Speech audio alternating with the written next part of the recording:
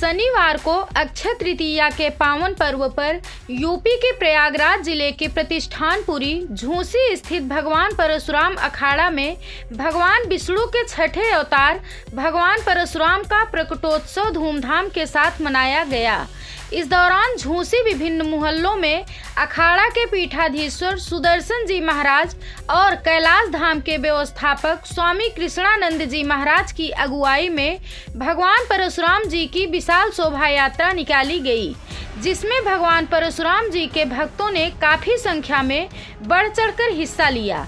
शोभा यात्रा के बाद भगवान परशुराम अखाड़ा परिसर में भंडारा का भी आयोजन किया गया।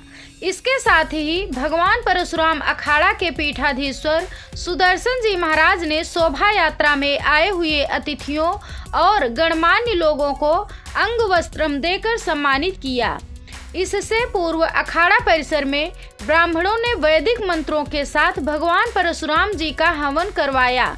इस मौके पर रत्नेश तिवारी, कृपाचार्य कृपाशंकर, बीजेपी के वरिष्ठ नेता लक्ष्मीकांत उपाध्याय, विकास खंड बहरिया के पूर्व ज्येष्ठ ब्लॉक प्रमुख पुरुषोत्तम पांडे, संजय बनकटा, विजयानंद, जयशंकर सहित अन्य लोग उपस्थित रहे। आज युगादि तिथि है और त्रेता युग का प्रारंभ आज हुआ था। भगवान परशुराम जी का अवतरण दिवस है। बुराई पर अच्छाई की विजय, जो शासक क्रूर हो गया था, पूरा पृथ्वी पर अत्याचार मचा के रखा था, उस शासक को अंत करने के लिए भगवान विष्णु ने छठा अवतार परशुराम भगवान श्री हरि विष्णु के छठम अवतार भगवान परशुराम का अवतरण वैशाख मास के इस पुनीत अक्षय तृतीया के दिन अवतरण हुआ था।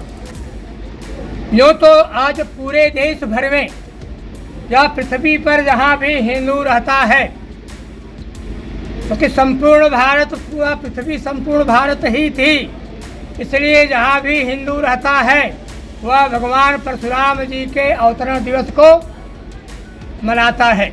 उसी संदर्भ में आज भगवान परशुराम अखाड़ा, भगवान परशुराम धाम में भगवान परशुराम जी के अवतरण दिवस का या अवतरण दिवोत्सव, क्योंकि जन्मोत्सव नहीं, उनका जन्म तो नहीं, लोग जन्मोत्सव जन्मोत्सव चिल्ला रहे हैं, जयंती चिल्लाते हैं। अवतरणोत्सव दिवस पर यहाँ भगवान परशुराम जी का जय परशुराम परशुराम राम राम राम इस नाम से संकीर्तन हुआ, अखंड कीर्तन। उसके बाद यज्ञ हवन हुआ, या प्रतिवर्ष मनाते चले आ रहे हैं, विगत कई वर्षों से मनाते चले आ रहे हैं। और उसमें हमारे बगल में कैलाश धाम आश्रम है और महाराज जी उपस्थित हैं। साथ में हमारे भगवान ट्रस्ट के कोषाध्यक्ष जी उपस्थित हैं, ब्रह्म समाज समिति के अध्यक्ष, उनके महामंत्री, विश्व बंधुत्व ब्राह्मण सभा के महासभा के अध्यक्ष श्याम सूरज जी, ये सब लोग उपस्थित हैं। 4 संगठन यहाँ ब्राह्मणों के हैं आज उपस्थित, और सब मिलकर के आगे हम भविष्य में अलग अलग नाम से ब्राह्मण संगठन चल रहे हैं, सब अपना अपना कार्यक्रम करते रहेंगे, लेकिन वर्ष में 2 बार हम संयुक्त ब्राह्मण महासभा के नाम पर सम्मेलन करने वाले हैं, जिसकी कल पुष्टि 4 ब्राह्मण संगठनों ने मिलकर के वैकुंठ धाम में भगवान परशुराम के पूर्व संध्या पर आयोजित अवतरण दिवोत्सव पर निर्णय लिया है। आगे भी अन्य ब्राह्मण संगठनों को सम्मिलित करके इस कार्यक्रम को आगे बढ़ाने का कार्य करेंगे, अपने यहाँ के स्थानीय सभी साधु संतों का मार्गदर्शन लेकर के। आपको बता दें कि भगवान विष्णु के छठे अवतार परशुराम जी का वैशाख मास की तृतीया तिथि के दिन अवतार हुआ था। इसलिए हर साल वैशाख मास की तृतीया तिथि यानी अक्षय तृतीया के दिन परशुराम जयंती मनाई जाती है। भगवान परशुराम जी को आवेश अवतार माना जाता है।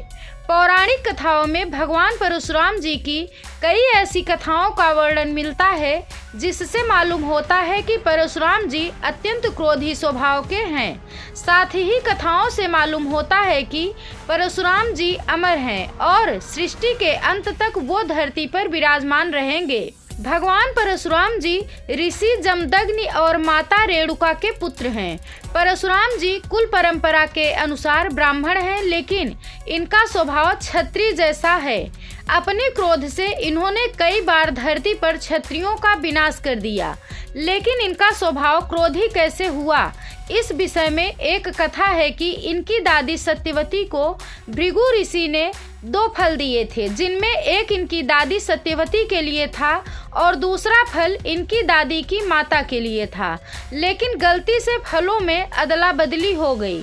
इससे भृगु ऋषि ने सत्यवती से कहा कि तुम्हारा पुत्र क्षत्रिय स्वभाव का होगा।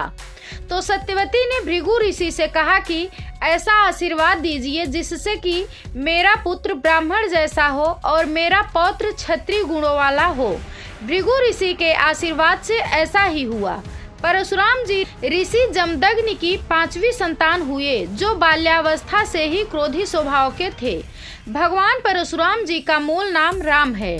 इन्हें ऋषि जमदग्नि का पुत्र होने के कारण जामदग्नि भी कहा जाता है, लेकिन ये परशुराम जी के नाम से अधिक विख्यात हैं। परशुराम जी भगवान शिव के भक्त और शिष्य दोनों हैं। इनकी भक्ति योग्यता को देखते हुए भगवान शिव जी ने इन्हें विद्युत भी नामक अपना परशु प्रदान किया था।